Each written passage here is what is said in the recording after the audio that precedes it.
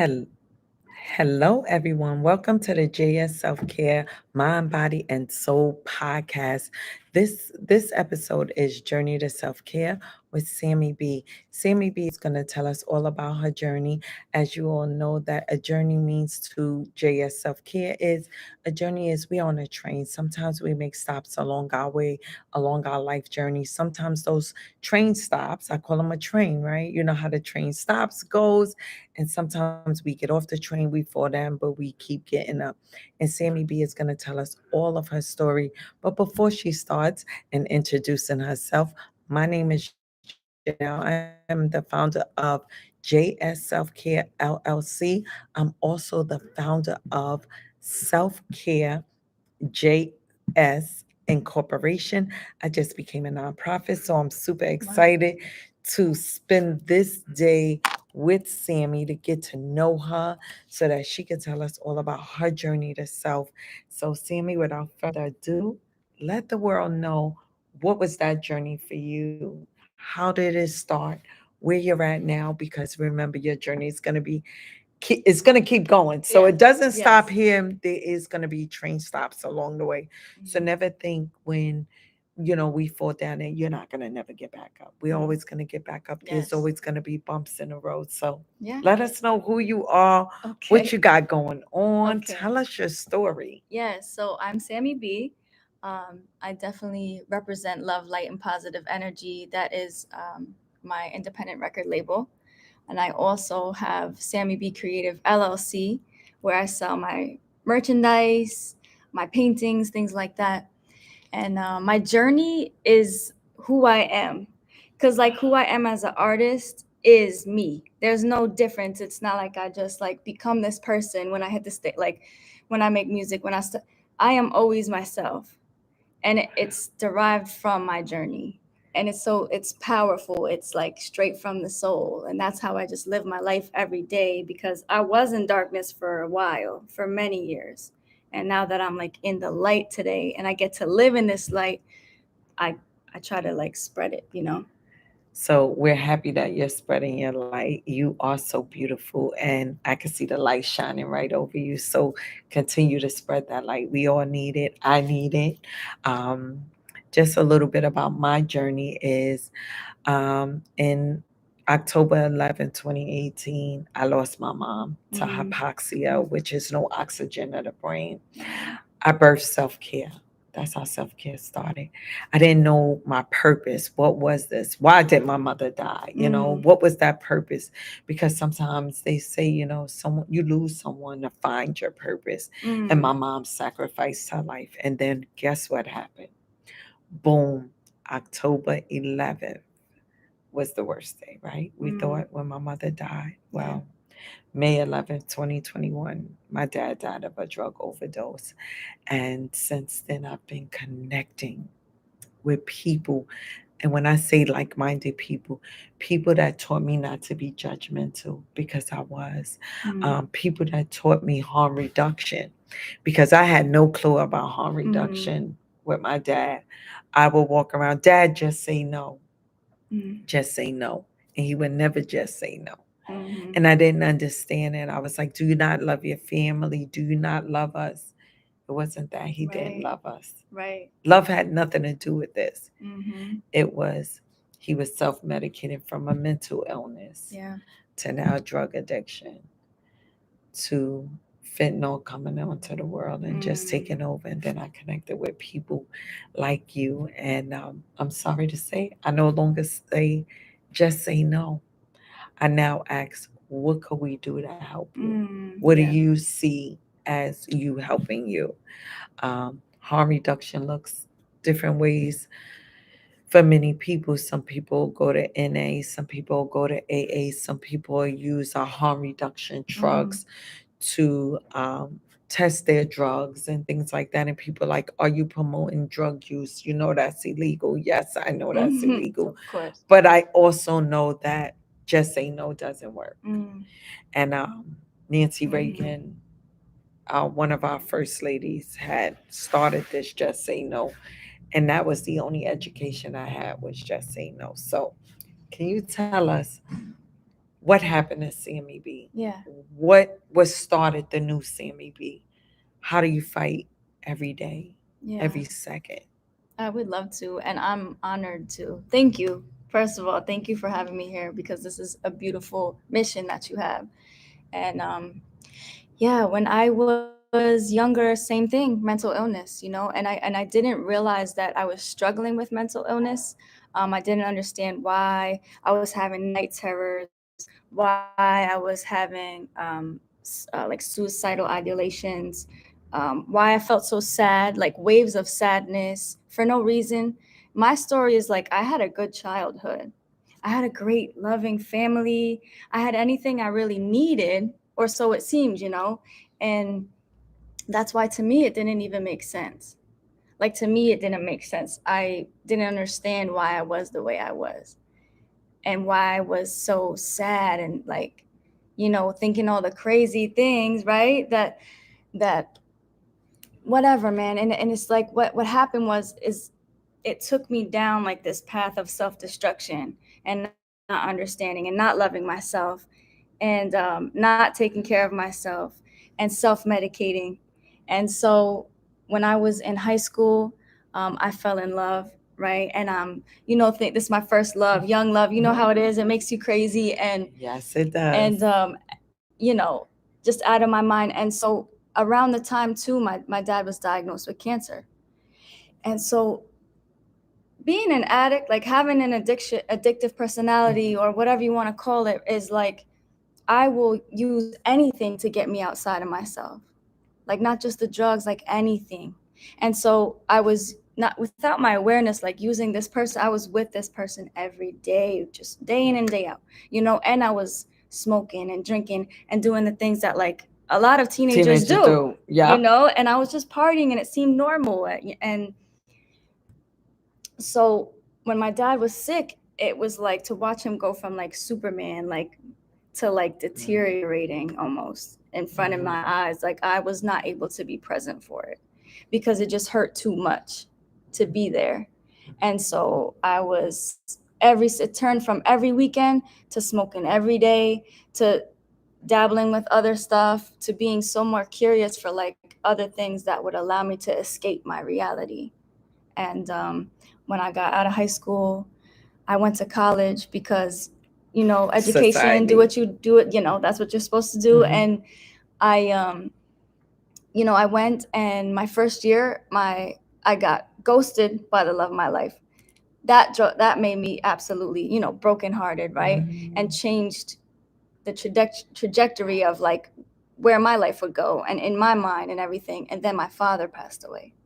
Sorry for your loss. Thank you. And that was March 5th, 2013. So 10 years ago, and that was really, really life changing. And at that time, now I was like in college. So I had this new freedom where like my mom wasn't checking on me, my dad wasn't checking on. I kind of could do whatever you want. kind of pretty much, And so that led me to getting into other types of crowds of people and dabbling into more drugs. And I just wanted to try everything possible, mix this with this. I didn't care. And I became like reckless. And so I don't know how, I got my associate's degree. And then I said, okay, I have it. I'm not going back to school.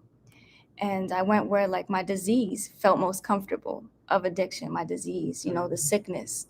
And it took me right to the block. It took me right to hanging out with people who were selling drugs, doing crazy things, and I felt comfortable there somehow, right?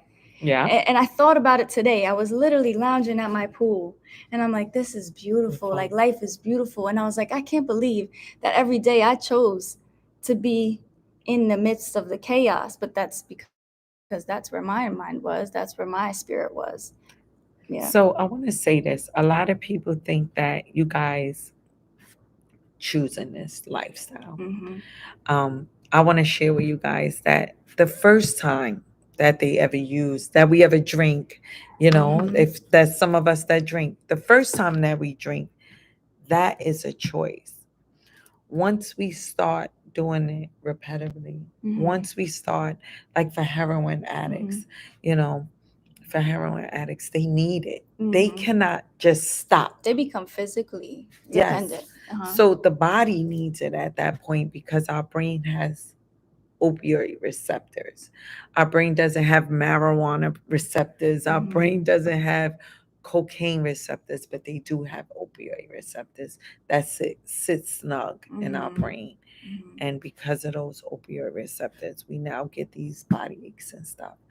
I remember growing up and thinking that chocolate bars would help my dad to get him so that he could get his bag of heroin.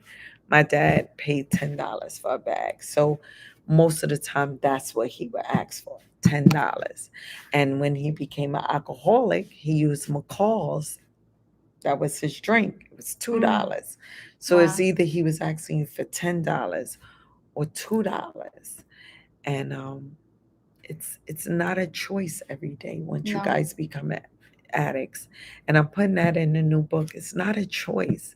Never think that a person wakes up, like you say, you went to college. You didn't wake up and say, I'm going to be a drug addict or I'm going to be a crackhead or I'm going to be an alcoholic. That's nothing nobody dreams and aspires to. Like, when I grow up, I'm just going to be this person. Things happen. Your dad happened. Undiagnosed mental illness happened. All of these things happen. So, on this, and I want to teach the world that the first time may be a choice, but never think every day you woke up and chose the block, or every day you woke up and chose the the drugs. You were in active addiction. I was in the grips. And you weren't Sammie. No. You weren't Sammie B. You weren't this lovely person right here. No. You were an addict and you were exhibiting addict behaviors. So those that loved you, they loved Sammie B because they knew Sammie B when she wasn't using. And when Sammie B became this other person, can you tell us how did that help with relationships in your life? It definitely shifted relationships, not in a good way. And I've learned too that even in recovery, like it's all about relationships, relationship with self, relationship with God, or whatever you believe in, you know. But yeah, like my relationship suffered, especially the one with my mom, because me and her so tight. And you know, I remember looking in her face, and I remember, you know, she's not the type to scream. She had it, you know, and she'd be screaming, and I just felt so bad. You know, like I never like yelled back because I knew that I was wrong. I knew what I was doing wasn't right, and I knew that she had raised me better and things like that, but I just couldn't help it. I just couldn't stop. And so I'll never forget the look on her face. And a lot of times I think about that and I'm like, wow, you know, the pain that I caused other people. And because I was in such darkness, I didn't even see the pain that I was causing other people because I was so blinded by my own pain. And so relationships suffered. When it came to friends, I didn't even really believe in friends. You were just acquaintances or you were my family.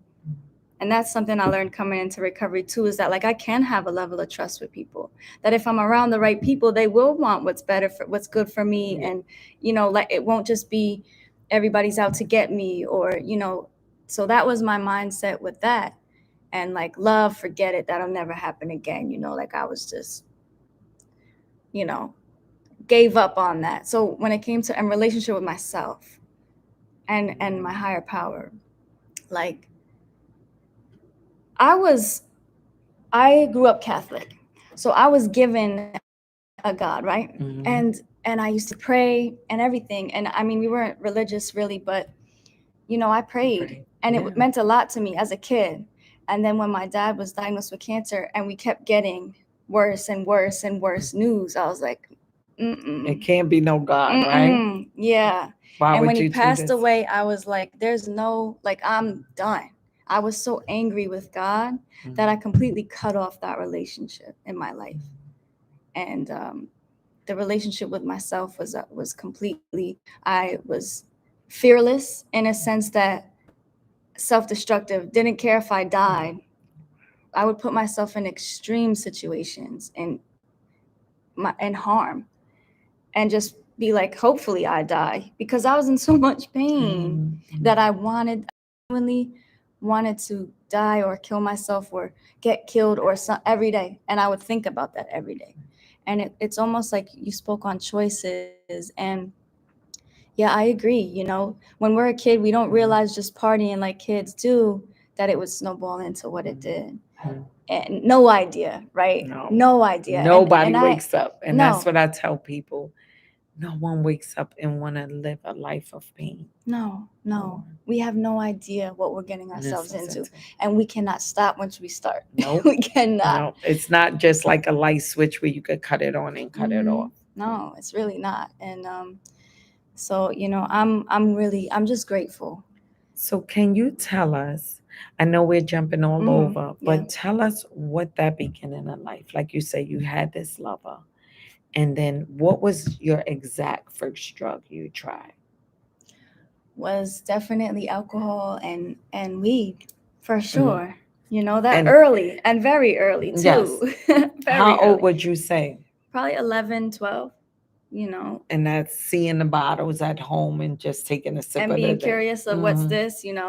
Or what the adults are doing. Why Uh-huh. they acting funny and we not having that much fun. Uh-huh. So I most definitely get it. I want to say, I too grew up. My family used to party and stuff, and when they would fall asleep, we would take a sip of the Right. whatever was left, right? Right. Um, and that's what happened. But you went from my dad told me he started off with a cigarette and then he went to weed. You went from weed is marijuana, marijuana, you said alcohol, then marijuana, and what was your next drug? And cigarettes too, Cigarette. because a lot of part of it too, as a younger person, was trying to be cool and trying to fit in and being the life of the party. And so once I got that type of, you know, look, I rolled with that. Right. And so I'm trying to think what was the next. I don't know. It's kind of crazy because I remember even going in the medicine cabinet and drinking like NyQuil and Delsum and chugging it, and because someone told me that you would get an effect from it. And so once I did that, I was like, Every once in a while, I was dabbling into that, and I got introduced to coke and acid and all different types of drugs, all of them. And I ended up doing so many things that I said I would never do. Like so many things I said I would never do. Drug wise, whatever it took to get the drugs, I did not care. I was taking money from my own family. It gets to be intense. As a kid, I remember sleeping with our money in our panties, to be honest. So my dad wouldn't take. I remember the honeymooners, and those that know me, growing up, the honeymooners was big to me, and it would come on at 11 o'clock, and I didn't know when the next time I would have a TV to watch the honeymooners, because my dad would steal the TV and sell it. Yeah. So I know that he's done things, and you have probably done things. I do think us women, for women that use drugs, it's harder because sometimes you guys have to have sexual encounters. They did say, I mean, from all the studying, that men do too. So it's not just a woman thing, That's but true. Yeah, that's true. men also have to have sex. I mean, my father would go out there and cheat on my mom with women, so for drugs and heroin and cocaine. Yeah. He's made other children along their marriage. So I know that was. So did you actually have like a drug of choice, like something you stuck with? Because did you end up giving up the alcohol and the marijuana as you graduated Yes, towards across? the end. Yeah, like at the end of my road, I didn't have the money for alcohol. I didn't even care about by the time I hit 21 anymore. And that was just me, because I found harder drugs. I found a better way to Coping get skill. high, in my mind, right? Right. And so weed I used to have every day. all day, every day, and it never stopped since the moment I woke up to the moment I went to sleep. But as like my disease progressed and my drug use progressed, um, if I didn't have the money for marijuana, I was not getting it. That didn't matter anymore. It didn't get me high enough anymore, you know. And so even with the cocaine and with heroin as well and crack and pills, you know, all different types of Yeah. pills. And I was also selling a lot of stuff too. Mhm. Um, and a lot of addicts do that Yes, because it's like absolutely. that's the world that we're Mm-hmm. in. And if we connect with certain people who are doing that, we're like, okay, we could do that too, so that we could get some money to use more and end up becoming our best customer, Mm-hmm. you know? Yeah. Yeah. And he was, Mm-hmm. as I think my dad was a big time drug dealer. We had thousands and thousands of dollars. I mean, suitcases, garbage bags. He came home with a garbage bag full of money growing up. And we were so excited. I mean, one time he came with bags and bags of jewelry, but old jewelry. That means he robbed the Mm. elderly. Um, and my heart goes out to those that was affected by my father's behavior, and I hope that the world could forgive him and forgive Mm-hmm. you as Yeah. well, Yeah. because it wasn't Sammy B, it wasn't my dad, it was an addict, Mm-hmm. and they were chasing things that made them feel good. Yeah. Yeah. Because truly, I feel like I came to a point where, and it's sad because it was years that I was like this, where I would wake up and I'd either have to try to go back to sleep because the depression and all of that, or go out and find a way to get high or kill myself. And I felt like those were my three options. I mean, I wasn't taking care of myself at all. I was barely showering. Like, I Mm-hmm. was willing to sleep wherever. Mm-hmm. I was out walking around with no shoes. You know, Yeah. I was Were just you kicked out of mom's home? Did they tell you to eventually leave? no, and that's the thing. So my mom, it's funny, man. I love that woman so much You because better. yes, because she knows me so well. And at times probably even better than I know myself. Sometimes, right? She Especially gave back birth to then. you. Yeah. And so my mom, she didn't give up on me. And I'm so grateful because I was so willing to give up on myself. So, I really was. But because she didn't give up on me, you know, every time I thought about killing myself and I came that close, I would see my mom and I would picture my mom finding me like that. And I couldn't do it. and I'm glad you didn't. I couldn't do it. I'm And so me I'm too. glad you're Me here. too. You're Me glad you. too. Yeah. And This is my part of recovery. yeah, Being glad that you made it through, so grateful. because so many didn't. Yeah, yeah. But people were telling my mom, just kick her out. She's never gonna learn. You're enabling her, and she probably was, but she knew me, Mhm. and I think she knew I would give up on myself if she did that. But what happened was, and this was the ultimatum eventually that I was given.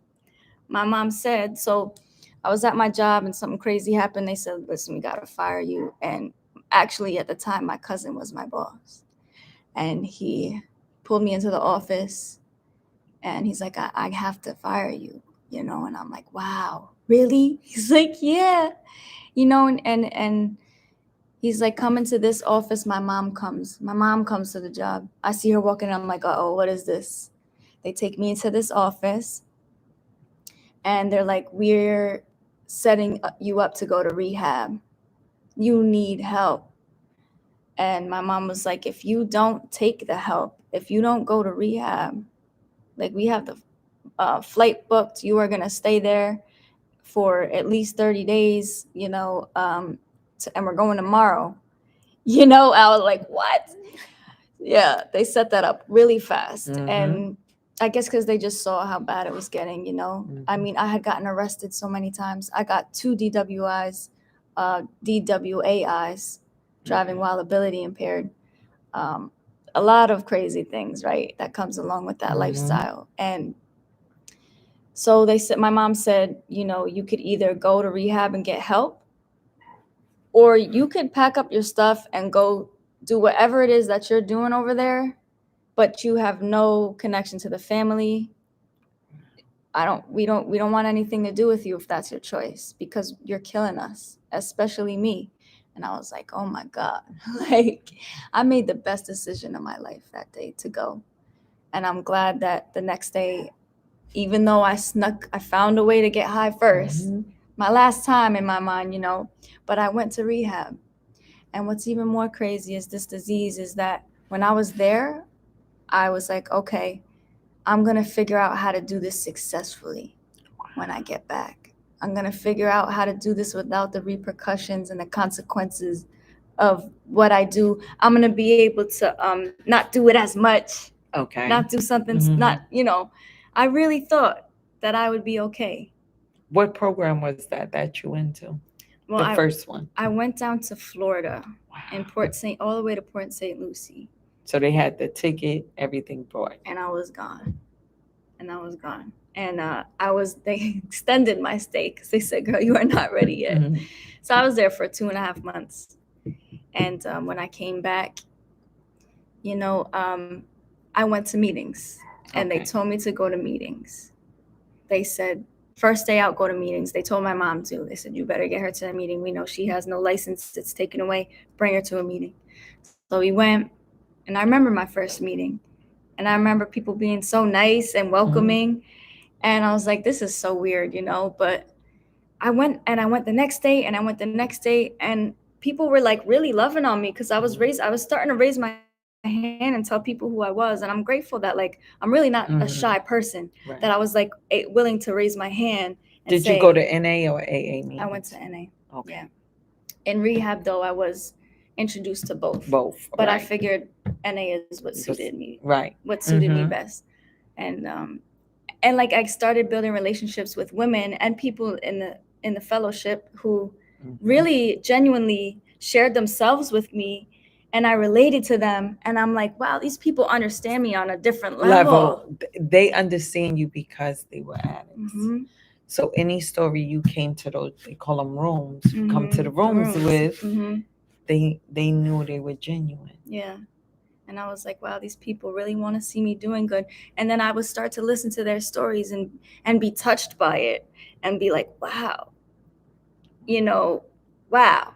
And I'd go out after to, like, the diner or the pizza shop or to events, and I started to learn kind of how to have fun and be like, this is crazy that I could actually laugh with people and be genuinely laughing, with no judgment, without being high. Wow. I was like, wow. I didn't think it was possible. How many years has it been since you laughed being sober? Before then? How many years before? Since this last time? Yes, when you went into this program and you said, I got to laugh. How many years has been since you laughed? I couldn't even tell you. A genuine laugh. A genuine, because, yeah, I couldn't even tell you. Wow. I mean, since I was a kid. I really look at my life in, like, 3 lifetimes, to be honest, because I think about what it was like when I was a kid and how pure and innocent and beautiful life was. Yeah. And no then worries. I think about when the drugs came along and that madness, and that was like a good decade of my life. And then when I got clean, and since then, this has been just like the most beautiful part of my journey yet. It's been nothing short of incredible, miraculous, like, and I'm grateful. That's all I could say, because I truly am. Like, I didn't think when I was using it, and even when I was like teenager, starting to really go through some mental health issues, I didn't believe that I even had a future. I was like, I just saw darkness. I couldn't see it. I thought that I was going to die young because I was just so depressed. You was giving up. I was already giving up. No. I already had myself in the grave. Yeah. Wow. So you went to this program. You get to laugh. You went to the rooms. Get to laugh some more. You get to learn you. Yes. Was that your only program you went to? It was, yeah. And I want to say, too, that the disease really is powerful, right? Because, yes, these things were happening. and I was starting to build relationships with women who were strong in their recovery and guiding me, but I still couldn't stop using. And I wanted to, and I was going to the meetings, and I was acting like I'm in it, but I wasn't fully in it. Because you were still using. I was still caught up. So I had, I don't know, the 2.5 months clean, sober, whatever. I got out and I lasted, I don't know, a few weeks, and then I got hell off of one thing, and I said, oh, that's only because what was the one thing? The alcohol? The one thing was, and this is not many people do this, was huffing. Was huffing. And I said that doesn't count because that's not a real drug. So I'm not gonna say anything, right? Know? And then I said, my second thing was the weed, and I said, well, that doesn't count. It's just weed. And then the third time, and I said, ooh, well, I definitely relapsed. I said, you know, it was coke and it was all these, and I was speedballing again, mixing the stuff, and you know, and I was I was off to the races again, and I had like close people to me fooled because I was able to kind of hide it a little better and still going to meetings and seeming as if I was living differently. And I was, but I was not fully in it. Still dipping. I was still caught up. I was still dealing with like the obsession and the compulsion to get high.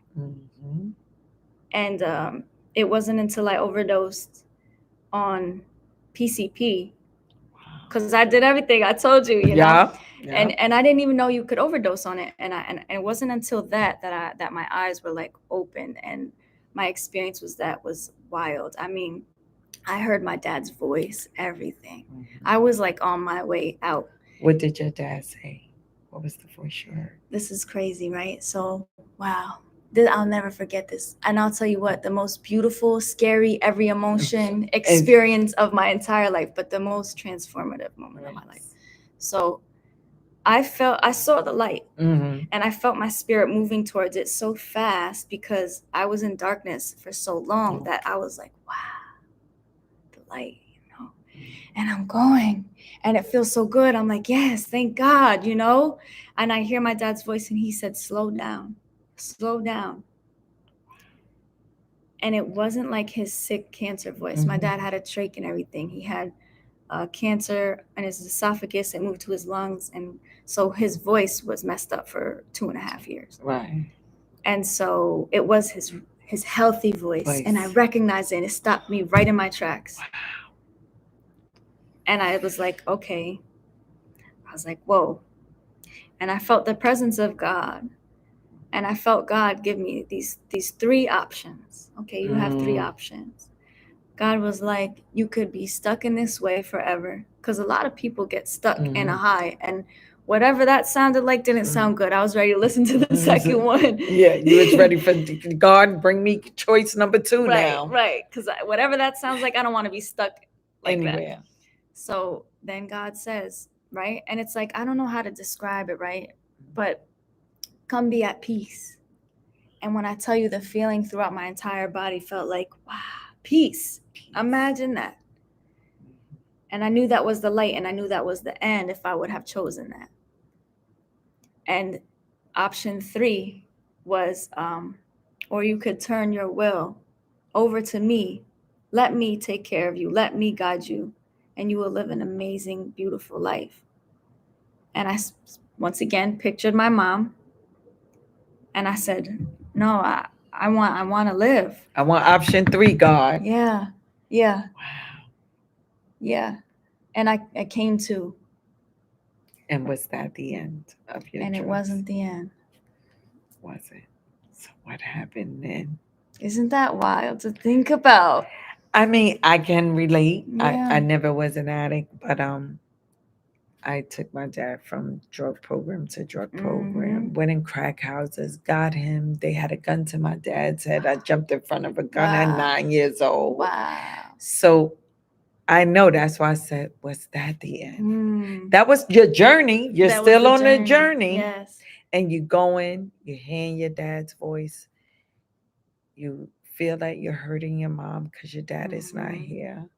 And the whole rest of my family and loved ones and friends who, there was, friends just went, but there was a couple that stuck by me, knowing who I am too, being like, I know Sammie is in there. She's in there, and everybody's fighting. Yeah. So even though a lot of people think that addicts are just fighting, or those in active addiction is just fighting, it's the whole family. Yeah, it's like a family disease. Yes. It really so then is. what happened to Sammie?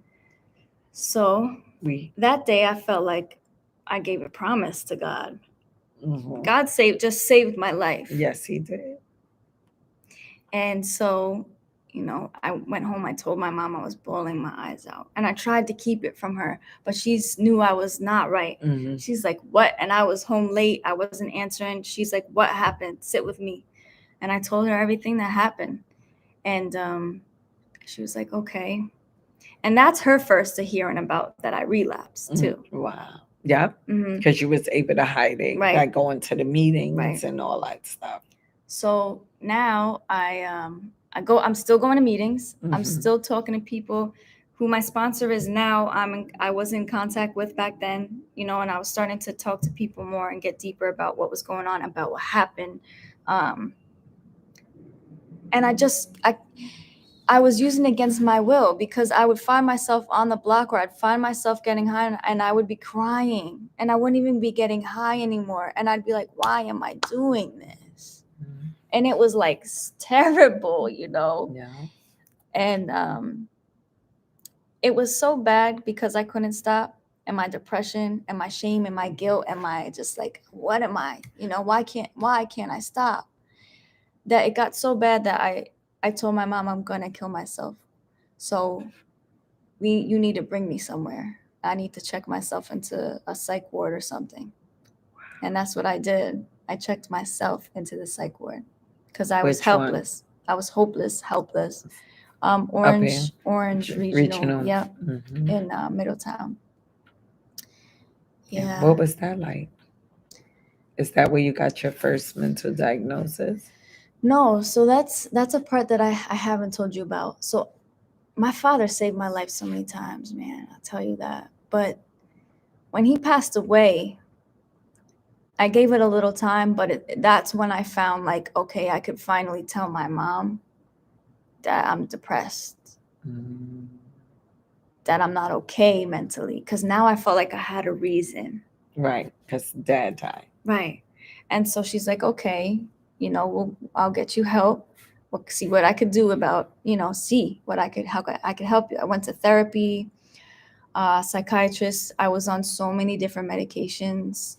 I went through so many therapists and medications, so many. Yeah. And it's wild that you bring this up, because when I went to the psych ward is when I got prescribed what I'm on now for my depression. I've been on it ever since. Does it work? And it works. And you know what? Guess what?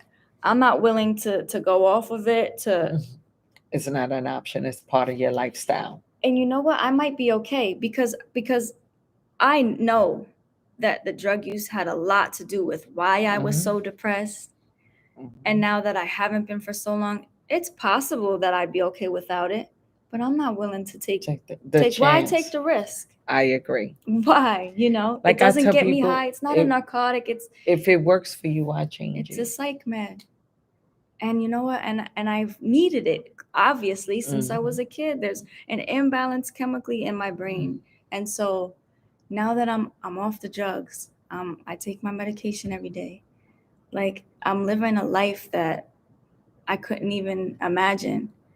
Like, mentally, emotionally, spiritually, physically, every aspect. Seriously. Yeah. I am so proud of you. Thank you. And it was a psych hospital that saved you. Am I correct? So that was a part of the journey. Okay, so we still on. So after the psych ward, I get out and now I'm really like, wow, really shooken up. I'm going to meetings, still going to events, and now I'm going every day. I did like a 90 and 90. They suggested that. But I still couldn't stop. I remember my last night using, and it wasn't different from many other nights. It was just that, like, I was on too many uppers and was needed to go to sleep. I hadn't slept. I was searching my house for a downer just to go to sleep. I was crying. I was so tired. And your brain wouldn't stop. And I just couldn't. And that's when, so people in the program and people in rehab, in recovery, had told me spirituality is a huge part of my recovery. Yes. They told me, start praying again. They said, please start praying again. And I first started praying after 4.5 years in rehab for the first time. I was on the bathroom floor screaming and crying, praying, you know, and so I incorporated that into my daily life. You know, they told me to check in physically, mentally, spiritually, emotionally with myself. How am I doing in these areas? Yeah. And so when I was going to the rooms, you know, they encouraged to get in touch spiritually as well, to have a higher power, to allow that higher power to help me. And so they also told me to pray for my obsession and compulsion to use to be lifted. And that's what I did that night. And I genuinely felt I'm done. Like, I don't want to feel this pain anymore. I am tired. I am over it. Like, please, God, help me. I don't want to do this anymore. You know, you got me through this, and I want to do this. Like, I want to be better.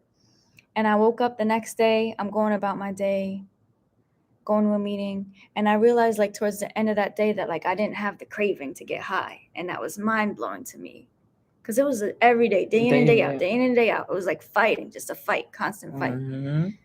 And so now it was lifted. Because of prayer. Because of prayer. And it gave me the choice. It gave me my choice back. And now, what's happening with you now?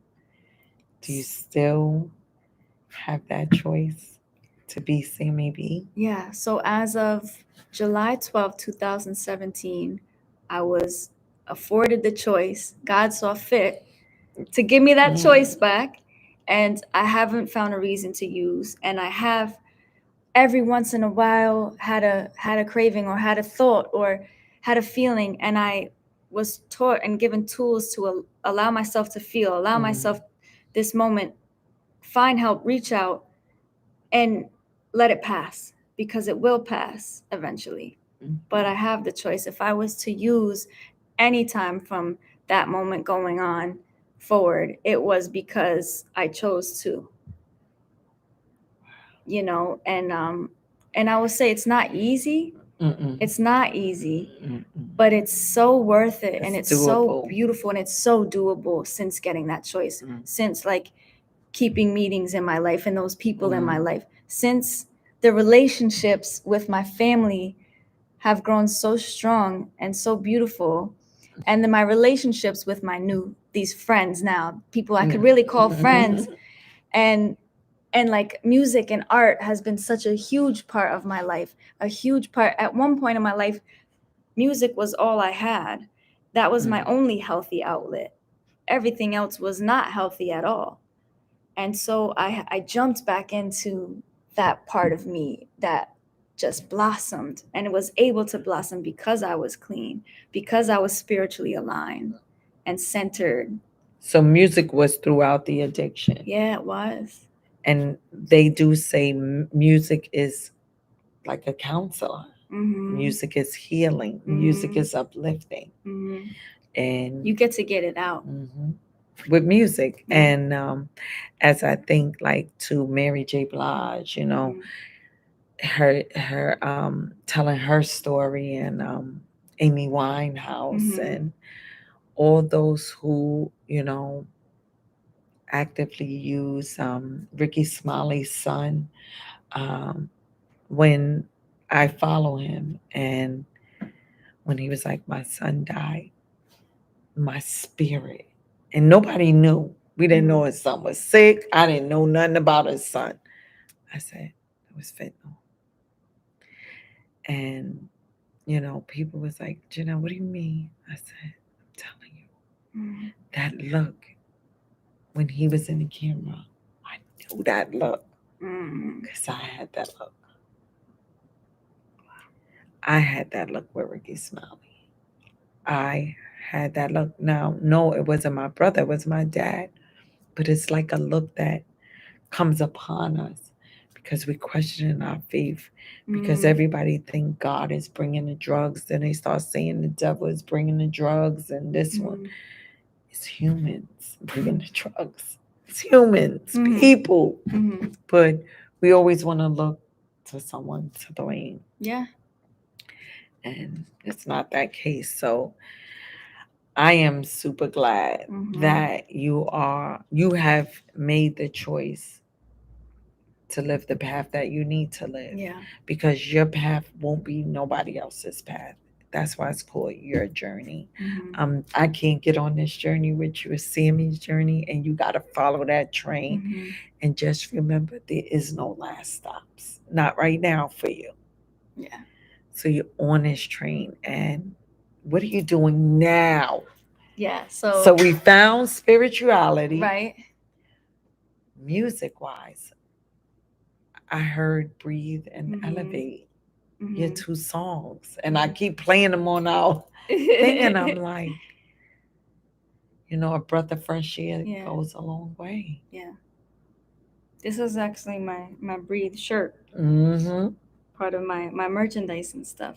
It's Breathe is my most recent single.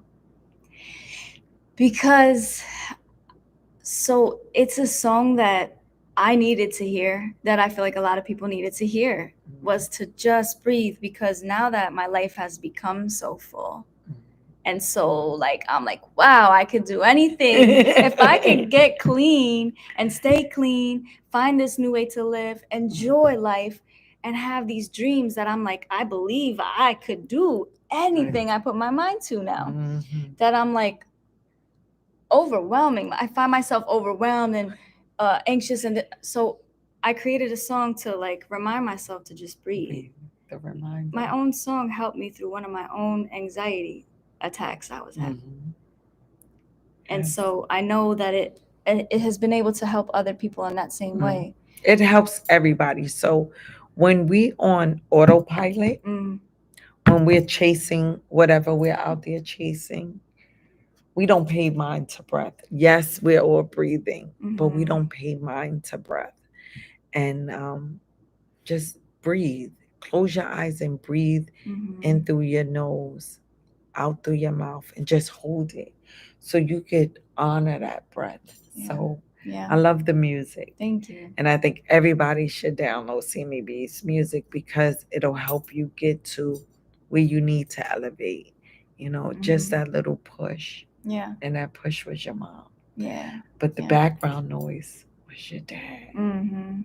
He was in the background. Yeah. Slow down. Yeah. You're speeding. Slow down. Yes. So that slow down stuck for me as you were speeding through life. Now, I know you got the business venture. I'm a business owner. With business, yes, it's a high within itself. It's going, and sometimes we get calls, and it's moving. Yeah. And nights I'm up all night, working on the business, trying to elevate, realizing that certain things I wanted to try didn't work. This didn't work. What does that look like for you now with the business? Like, what are we doing? Music. Yes. Art. Music, art, poetry, DJing, producing my beats. I write, I rap, I sing. Wherever my soul goes, wherever I feel led, feel called, that's where I go. That's what I do. I create straight from the heart. I really do. I get inspired every day. A lot of things inspire me today. Like I look at the world, like my perspective of life is, completely 180 of what it used to be. Yeah. But yeah, the music, I'm actually, next month, September 17th, I'll be performing the Authentic Path to Self-Esteem. It's a self-love event. There's going to be speakers and performers. Remedy Love and Keisha Hall are presenting this. It's $10, and for anyone 18 and younger, it's free. There's no vendor fee, so there will be vendors. and all of the profits go to the Newburgh Performing Arts Wow. Academy, which is beautiful. So I will be there. Yeah. I'm going to check my calendar, but September 17th Yes. does not ring a bell to me. So I hope I to see you there. want Yes. to be there. I want to Yeah. support you. I want to follow you. I want to enjoy your fruits. Hmm. Because, And I love that it's about the journey, because I'm all about the joys in the journey. Yeah. And that's what it's about. So, Sammie B, we're looking out. Are we going to get more music? Of course, yes. More events? More events, more performances, more music, more singles, more albums, more visuals. I will be DJing more often. Like I said, wherever I feel called to be, led to. It's And not that's even my. good. I just do it. Do it. I Yeah. just do it. I just know it because I'm aligned. And people who don't know this journey, who don't know self, a lot of people will be like, "You're going too fast, slow down." I'm like, I can't. I got things to do. Yes. And they're like, slow down. And I do know that slow down is good, but I also know that I want to tell people my mother died for self care. My dad died. My mother died for JS Self Care to be birthed. My father died for Self Care JS Incorporation to be birthed. They sacrificed their lives. It's deeper than what people could It's imagine. deeper than what people can imagine. And that's what is for you. Yeah. It's Absolutely. deeper It's deeper than mom's vision, than dad's vision. It's deeper because so many times you could have been gone. But so many times your father saved you, God saved you, spirituality saved you, you going in a program saved you, you getting your mental diagnosis saved you. All of these things told you that we don't want you upstairs. You're not welcome upstairs right now. It is not your time. It is not your time. Yeah. So you had given me a button that focus on the good. So many times in the world that we live in, we focus on everything going wrong and how horrible life is and how bad things are. Yeah. But if we just take the time and focus on what's right in front of us, the good. We woke up this morning. That's it. We're sitting here together. We met each other. Yeah. That's good. Yes. And then your sticker with a QR code. I love this. Yeah. Love, light, and positive energy. Now, this month is National Drug Overdose Awareness on its International Day. I'm sorry, not the month. And I see you use purple. Why did you choose purple? So my three main colors, because they're my favorite colors, are pink, purple, and blue. They always have been my favorite colors. And it just, yeah. So this purple to me is if anyone died, your loved one died of a drug overdose, we wear purple. So this like touched from a gift from you, but also touched deeper. Because love, light, and positive energy is what you're spreading.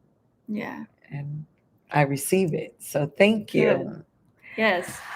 If you could leave our viewers with any quote, any saying, any teaching, what would you leave them? That way they could say, you know what? Sammie B entered my life. What would that be?